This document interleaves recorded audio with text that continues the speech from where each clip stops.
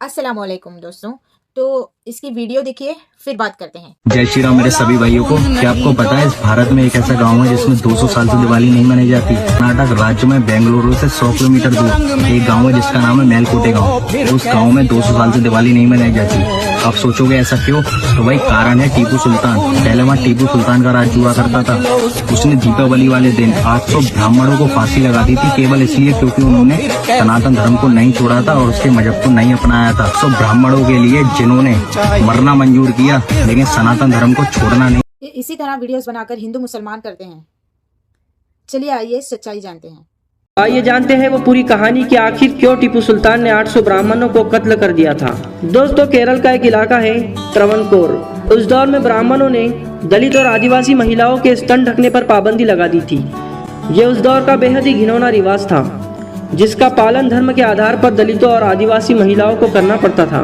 कुल मिलाकर कहा जाए तो ये जात पात के आधार पर पूरी मानवता को शर्मसार करने जैसा था। कहते हैं कि आदिवासी लोग इंसाफ की गुहार लेकर टीपू सुल्तान के दरबार में भी आए, क्योंकि वो अच्छी तरह से जानते थे कि अगर उनके हक के लिए कोई लड़ सकता था तो टीपू सुल्तान ही थे। लिहाजा टीपू सुल्तान को इस घिनौने रिवाज के बारे में पता चला तो उनसे रहा नहीं गया और उन्होंने आदिवासी महिलाओं को सम्मान दिलाने के लिए त्रवणकोर की अत्याचारी हुकूमत पर हमला कर दिया। और इसी का फायदा उठाकर आज टीपू सुल्तान को एक हत्यारे शासक के रूप में पेश किया जाता है। असल में टीपू सुल्तान ने यह जंग हिंदू धर्म से ही संबंध रखने वाले दलित और आदिवासी महिलाओं को न्याय दिलाने के लिए लड़ी थी।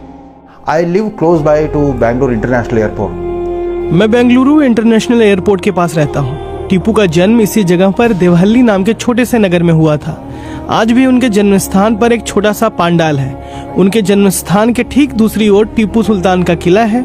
किले के अंदर 3 हिंदू मंदिर हैं, एक गणेश का मंदिर, दूसरा लक्ष्मी नरसिम्हा मंदिर और तीसरा हनुमान मंदिर। ये तीनों मंदिर पिछले 300 सालों से सहेज कर रखे गए हैं। अगर आरएसएस का ये आरोप सही है कि टीपू एक कट्टर मुस्लिम थे तो ये मंदिर कब के ढाए जा चुके होते, लेकिन ये मंदिर आज भी मौजूद हैं और इनमें रोज पूजा होती है। श्रद्धालु भी यहाँ आते हैं। बेंगलुरु शहर के बीचों बीच टीपू का ग्रीष्मकालीन महल है। In heart of Bangalore city, near city market, there is summer palace of Tipu.